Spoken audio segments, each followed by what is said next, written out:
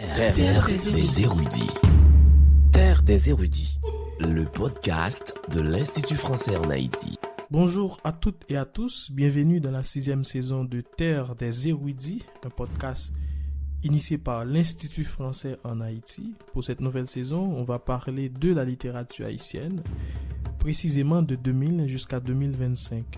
Cela fait un quart de siècle de littérature. Durant les 3 épisodes de cette série, on va réfléchir et jeter un regard en arrière sur ce quart de siècle de création littéraire. Quelles œuvres ont marqué les lettres haïtiennes depuis l'an 2000? Quels auteurs ont émergé et redéfini le paysage littéraire? Comment le mode de l'édition a-t-il évolué en Haïti? Quels ont été les grands prix littéraires remportés par les écrivains haïtiens? On va aborder toutes ces questions durant 3 épisodes. Pour le premier numéro, je reçois Ulysse Mentor. Mon invité est docteur en littérature française, francophone et comparée de l'Université Paris 8. Sa thèse de doctorat s'intitule « Le roman haïtien 1915-2015, un siècle d'écriture à l'épreuve des violences historico-politiques ». Il vit au Québec et enseigne le français au centre de service scolaire de Laval. Il est également chargé de cours à l'École normale supérieure de l'Université d'État d'Haïti, où il anime un séminaire en master de littérature sur les poétiques romanesques de la dictature. Bonjour Ulysse. Bonjour Maxoni. Je vous remercie d'avoir accepté mon invitation. 2000-2025, un quart de siècle de littérature. En tant que chargé de cours à l'École normale supérieure, qu'est-ce que ces 2 décennies évoquent pour vous? Tout d'abord, je te remercie pour cette invitation de participer à ce podcast, de lancer cette saison. Sur un plan personnel, tout d'abord, 2000-2025, c'est le moment où moi j'ai commencé à étudier la littérature haïtienne, parce que moi j'ai fait l'école normale supérieure de 2003 à 2006. Donc c'est à ce moment-là où je commence à forger un regard, je dirais, critique sur cette littérature à travers ma formation universitaire. Mais si on jette un regard sur cette littérature, et on pourrait dire que ce quart de siècle, c'est un moment d'accroissement du corpus littéraire haïtien, parce qu'on a vu pas mal d'œuvres être publiées, produites pendant ce quart de siècle. Donc c'est une littérature qui s'est enrichie pendant ce quart de siècle. Et on a vu aussi des œuvres d'une très grande qualité et qui ont été publiées, et cela a été, il y a pas mal d'œuvres qui ont été couronnées par des prix littéraires, donc il y en a eu pas mal pendant ce temps-là. Ce sont des œuvres qui abordent des sujets importants, et il y a pas mal de poétiques qui sont élaborées par les écrivains. Mais aussi, c'est le moment où on a pu constater une plus grande intégration des écrivains haïtiens dans le champ francophone. Par exemple, Dany Laferrière, il a été élu à l'Académie française, et Yannick Laens a reçu le prix féminin en 2014 et a assuré le cours et la chaire et monde francophone en 2019 au Collège de France. Et Rodney Saint-Éloi, qui s'est établi au Québec, a pu faire développer et évoluer sa maison d'édition Mémoire d'un crié, qui est une grande maison d'édition au Québec. Et Stéphane Martelly, qui est poétesse, qui est une artiste, qui fait de la poésie, de la peinture, mais aussi qui est professeur à l'université de Sherbrooke et dirige sa collection Les Martiales, et qui publie plusieurs textes déjà, et depuis un certain temps. On assiste aussi pendant ce quart de siècle-là à l'élargissement, je dirais, des frontières tant géographiques que linguistiques et de l'histoire littéraire haïtienne, parce que la littérature haïtienne, elle s'écrit en français, elle s'écrit en créole, mais aussi c'est une littérature qui s'écrit en anglais et en espagnol. On a vu l'œuvre d'Edwidge Danticat et s'intensifier, par exemple. Et également l'œuvre de Myriam Chancy qui vivent, et Edwidge Danticat et Myriam Chancy qui vivent aux États-Unis, mais aussi Micheline Doucet qui vit en Espagne et qui continue de publier. Donc c'est un moment où on a pu voir les frontières, on va dire, de l'histoire littéraire haïtienne s'élargir. C'est aussi une période d'une très grande vitalité de la littérature haïtienne, et aussi d'une plus large diffusion parce que pendant ce temps-là aussi, on a pu voir que les maisons d'édition il y a des maisons d'édition qui s'emparent des œuvres des auteurs haïtiens, comme c'est le cas de Vendailleur et d'Actes Sud, de Sabino Espizer, par exemple, qui publie Yannick Laens, l'édition du Seuil. Donc, tout cela accorde une très grande visibilité à cette littérature-là et aussi permet de mieux l'inscrire dans l'espace francophone. Vous le dites, mais il y a beaucoup de publications, d'événements. Il y a eu le tremblement de terre, les gangs, la crise sociale. Il y a beaucoup plus de maisons d'édition ici en Haïti. Quels sont, selon vous, Ulysse Mentor, les livres qui ont le plus marqué cette période? Même si vous ne pouvez pas tout citer.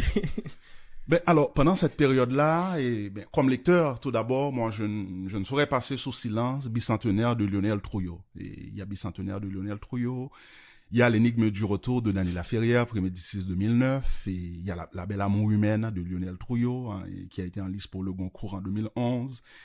Il y a Bain de lune de Yannick Laens, prix Femina 2014, et puis il y a un texte sublime de Lionel Trouillot encore, c'est Antoine Desgommiers.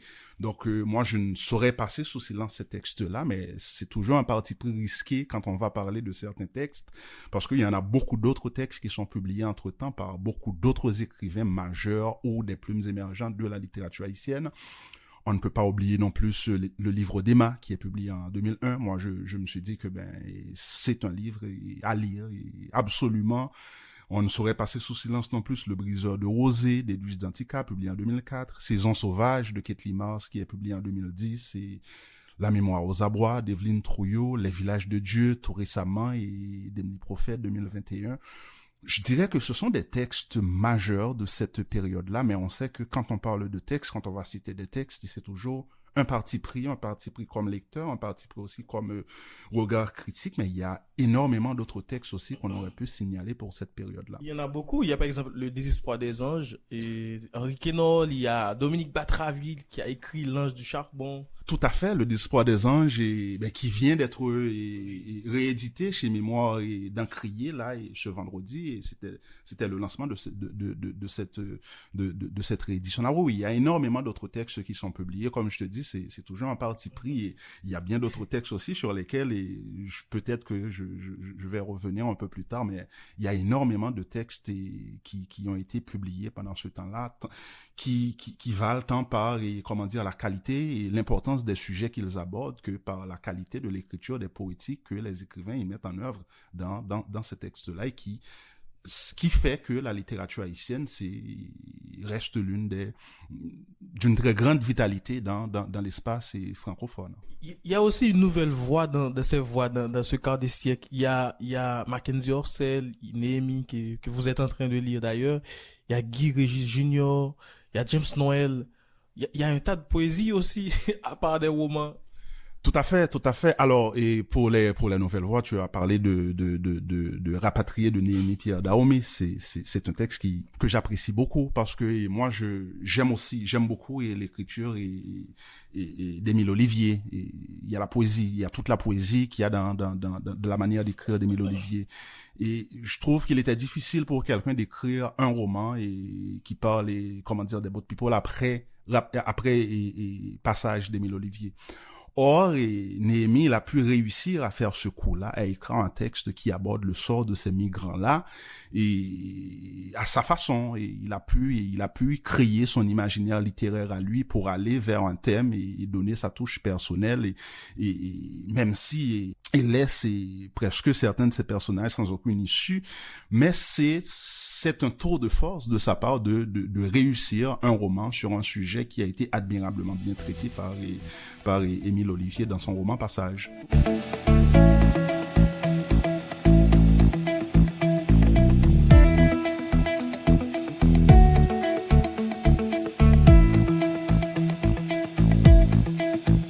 Vous venez de citer plusieurs écrivains, romancières, mais quel thème, selon vous, en tant que critique, qui domine ce quart de siècle? Il y a plusieurs thèmes qui dominent ce siècle-là, mais on parle plus il y a le thème de la dictature a pendant longtemps été un thème, on va dire, quasi exclusif des études de la littérature haïtienne. Mais on voit que depuis un certain temps, il y a d'autres thèmes qui apparaissent. Et même si la dictature n'est pas le thème qui est le plus abordé, on va dire, dans la littérature haïtienne de ces périodes-là, la violence reste un thème majeur. La violence est sous diverses formes. Il y a la violence politique, il y a la violence naturelle, la violence des catastrophes naturelles. Il y a la violence du milieu, c'est-à-dire cette violence-là qui est tapie dans le tissu social que l'on trouve qui traverse les œuvres de Lionel Trouillot, par exemple, de Yannick Laens et d'Emily Prophète et dans les villages de Dieu. Il y a cette violence-là. Il y a la violence des gangs armés qui commence à prendre son importance dans cette littérature-là. On peut voir ce thème-là dans Le désespoir des anges d'Henri Quénol. On le voit dans 12 déroutes, un peu de Yannick Laens, dans Antoine Desgommiers de Lionel Trouillot. Et dans Les villages de Dieu d'Emily Prophète, et le kidnapping aussi, qui est un thème qui est présent dans cette littérature-là. Mais l'un des thèmes, on va dire, que je trouve et qui commence à devenir un thème majeur de cette littérature, c'est la désillusion. C'est comme si il y a une sorte de désillusion dans l'écriture littéraire que l'on retrouve à la fois et par exemple chez Yannick Laens et que chez Lionel Trouillot ou encore chez d'autres écrivains. Et c'est pour ça que moi je dirais qu'on aurait pu lire d'une traite et d'un seul coup et Antoine Desgommiers de Lionel Trouillot et 12 déroutes de Yannick Laens, c'est de voir que il y a ce regard-là qui est porté sur la société, de voir que le pays n'arrive pas à se doter d'institutions qui permettent à la société de s'organiser. Il y a l'impossibilité d'organiser le vivre ensemble en Haïti et qui aboutit à une écriture de la désillusion et dans la littérature haïtienne. Ça, c'est un thème qui commence à devenir majeur. On peut voir et parmi les personnages dans 12 déroutes, par exemple, si on prend ce texte-là, Ézéchiel et toute cette bande, et on peut voir la situation d'autres personnages aussi d'Antoine Desgommiers comme étant des personnages qui ne trouvent pas d'issue. Moi, je dirais que ce sont des jeunes qu'on aurait pu dire appartenir à des générations perdues, c'est-à-dire des personnages qui ne peuvent pas réaliser leur vie dans leur pays et devenir des adultes efficients. Donc, cela est lié d'une certaine façon à l'irresponsabilité, à l'absence ou à l'irresponsabilité de l'État qui n'est pas parvenu à aider ces jeunes à doter le pays d'une organisation politique qui permette à ces jeunes-là de se réaliser. Et donc, on peut dire aussi que, de ce point de vue, que la désillusion, c'est un thème majeur. Mais il y a l'intime aussi. L'intime devient un thème majeur de cette littérature-là. L'intime à la fois au masculin et au féminin. Mais dans la littérature écrite par des femmes surtout, on retrouve cette intimité-là. Et aussi, dans cette intimité-là, il y a une écriture du corps, une manière de représenter le corps, une manière de représenter la sexualité dans la littérature. On voit qu'il y a énormément d'ouverture qui se fait de ce côté-là, au point qu'il y a, par exemple, l'un des personnages qui commence à faire son entrée de plus en plus dans le roman haïtien, c'est le personnage homosexuel, depuis l'heure hybride et un peu plus tard, et on en retrouve dans pas mal d'autres textes, et même on retrouve une certaine récurrence de ce personnage-là et une certaine poétique du corps, une certaine poétique de l'intime qui se développe dans la littérature haïtienne ultra contemporaine et ultra contemporaine. Donc il y a pas mal de thèmes qui se développent et parallèlement aussi au thème de la violence qui reste quand même un thème majeur de la littérature haïtienne contemporaine. On publie aussi beaucoup de poésie, à part des romans, on publie beaucoup de poésie, comme vous dites qu'Haïti a toujours été un pays de poètes. Tout à fait, il y a pas mal de poésies qui sont publiées, et là on peut faire référence pour la littérature haïtienne ultra contemporaine à toute l'œuvre de Jean d'Amérique par exemple, mais aussi à côté de la poésie il y a le théâtre. Le théâtre aussi, c'est un genre qui est très pratiqué de plus en plus par toute une jeune génération de la littérature haïtienne contemporaine. On peut penser par exemple au travail d'Andris Pierre et La petite fille que le soleil avait brûlée. On peut penser au travail de Gaël, mais on peut penser aussi au Festival Quatre Chemins et de Guy Régis Junior. Donc, il y a cette grande vitalité-là de la littérature haïtienne qui fait que même si le roman reste un genre majeur, le genre, on va dire, que tout le monde lit et on dirait que tout le monde pratique, qui paraît éclipser tout le reste, mais aussi il y a cette grande vitalité de cette littérature et qui fait qu'il y a de la poésie qui est publiée, il y a du théâtre, et même il y a cette audace de tenir, de maintenir malgré tout le Festival Quatre Chemins en Haïti, et malgré la situation que l'on connaît.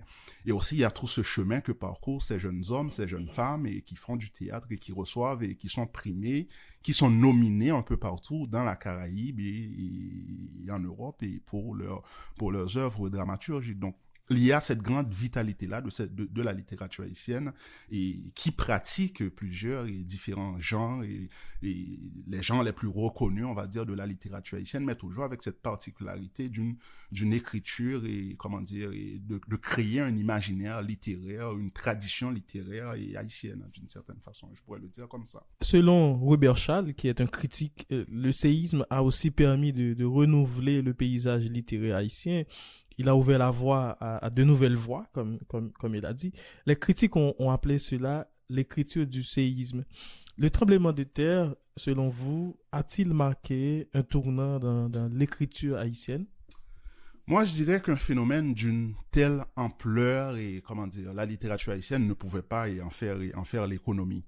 Mais pas en faire mais ne l'aborde pas de mon point, alors, à mon sens, au point qu'on aurait pu parler d'une écriture, parce que pour parler d'une écriture, moi, je dirais que ces textes-là devaient, les auteurs devaient utiliser un ensemble de procédés d'écriture qui permettraient, cela devait aboutir à une poétique. Or, ça devient, on va dire, le tremblement de terre a été un thème important des 15 dernières années. Il y a plusieurs textes qui sont publiés pour parler de cette catastrophe-là. Mais je dirais que c'est une thématique, mais non une modalité d'écriture, parce que est-ce qu'il y a un ensemble de traits d'écriture qui sont propres à la manière et qui sont propres à ces textes-là, qui s'approprient ce phénomène? Moi, je ne dirais pas. Mais reste que c'est une thématique qui est importante de la littérature de ces 10 dernières et de ces 15 dernières années, en raison même de l'ampleur de ce phénomène, de cette catastrophe-là. Quelle est la place de la littérature haïtienne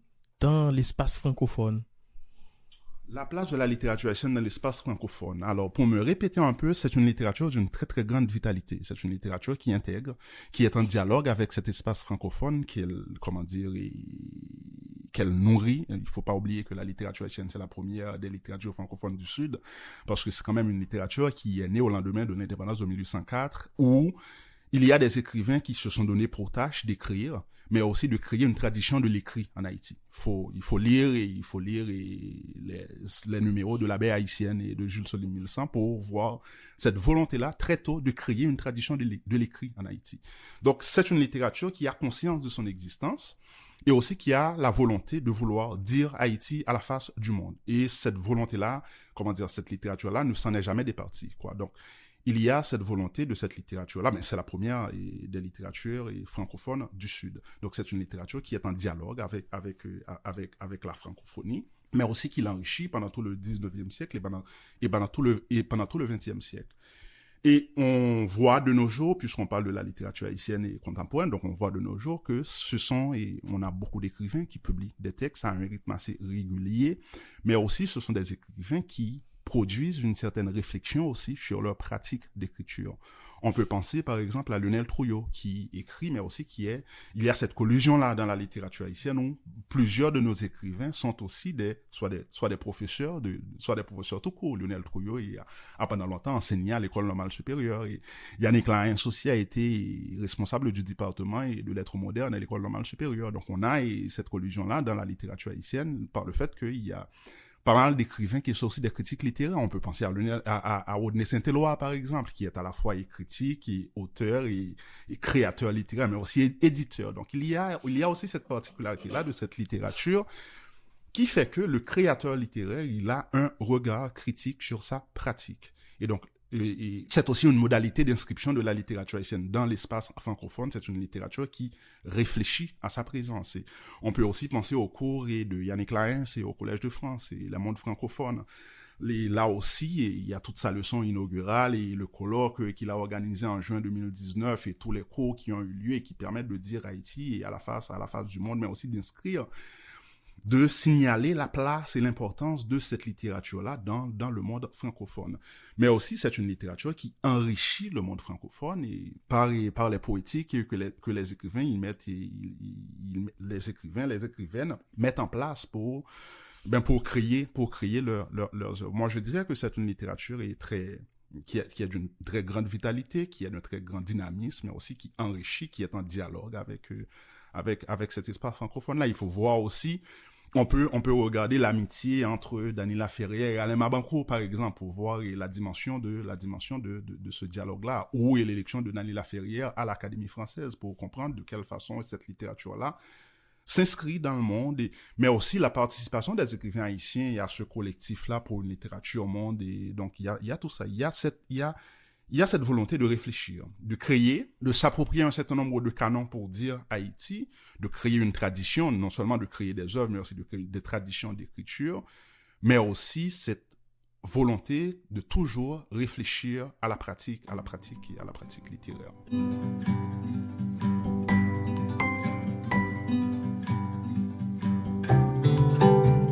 Les thématiques de l'exil et de la migration ont toujours été présentes dans la littérature haïtienne. Vous venez de citer Émile Olivier, il y a Jean-Claude Charles, il y a beaucoup d'écrivains. Est-ce qu'on écrit encore? Est-ce qu'il y a cette thématique encore dans la littérature haïtienne? Depuis le texte de Yannick Lahen, c'est l'exil entre la fuite et l'ancrage, l'écrivain haïtien. L'exil était devenu à peu près un angle privilégié de la critique et pour aborder la littérature haïtienne. Et on n'était pas revenu à faire une répartition entre une littérature du dedans et une littérature de l'exil. Donc, c'était une catégorie de la critique, quoi, qui est même devenue un lieu commun. Mais on peut remarquer que l'écrivain qui circule maintenant à travers le monde, c'est pas tant que ça un écrivain qui est exilé. L'écrivain haïtien, l'écrivain haïtien qui vit hors d'Haïti, il l'est surtout par choix et non parce qu'il est exilé. Il est plus dans la posture de ce que Omi Baba ils appellent et ils qualifient comme des migrants globaux d'une certaine façon. C'est en lien avec l'accélération des mouvements migratoires dans le monde et dans un monde de plus en plus globalisé qui facilite ces déplacements et qui permet à des personnes de s'établir et un peu où ils veulent d'une certaine façon. Donc, ce qui fait que la migration, et non pas l'exil, non pas tant l'exil, mais la migration devient un thème plutôt majeur de la littérature haïtienne contemporaine. La migration, parce que les écrivains, ils voyagent beaucoup, ils sont dans une sorte de connexion à travers le monde, à toutes sortes d'activités. Et donc, il y en a parmi eux qui font voyager aussi leur personnage d'une certaine façon.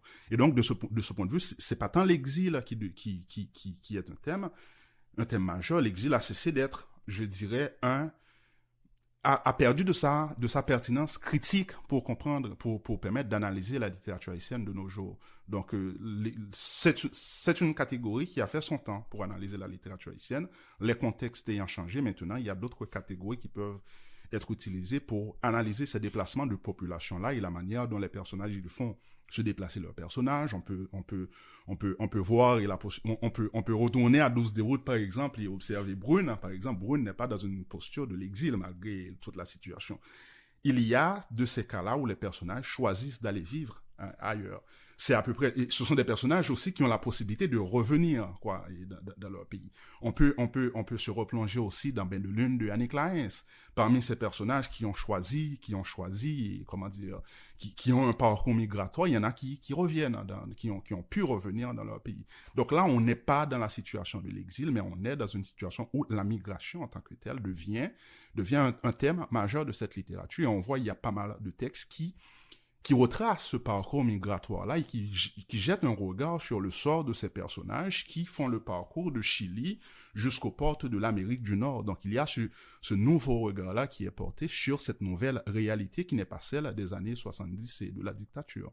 Qu'est-ce que ça veut dire aujourd'hui d'être écrivain haïtien? Est-ce que ça veut dire d'écrire le monde, la douleur, la nostalgie, la migration, l'exil, la dictature? Qu'est-ce que ça veut dire aujourd'hui? Nous sommes en 2025 d'être écrivain haïtien.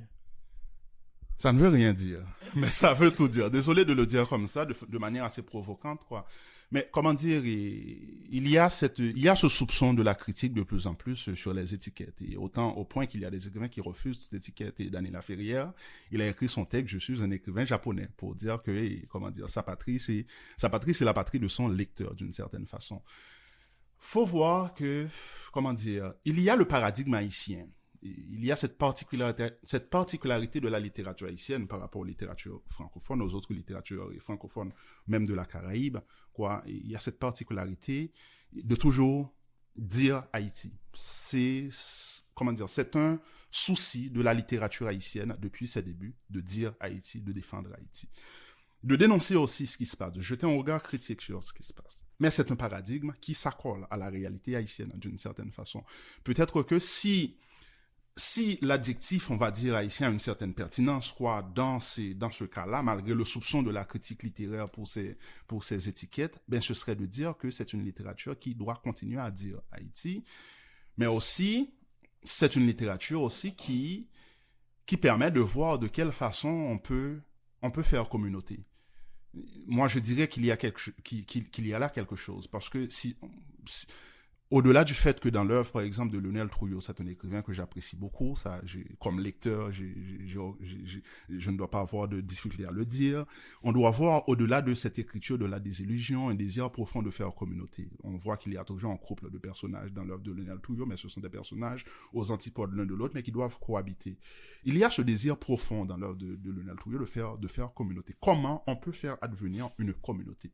Moi, je crois qu'il y a quelque chose qui se signalerait, et de ce point de vue-là, si ça peut avoir une certaine pertinence d'être écrivain haïtien, c'est d'écrire pour faire communauté. Ce serait ça la réponse à cette question-là.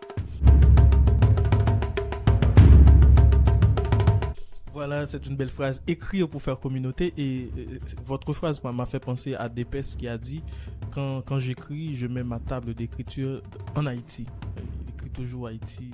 Donc, merci beaucoup d'avoir accepté notre invitation. Merci beaucoup, Maxoné. Ça a été un grand plaisir.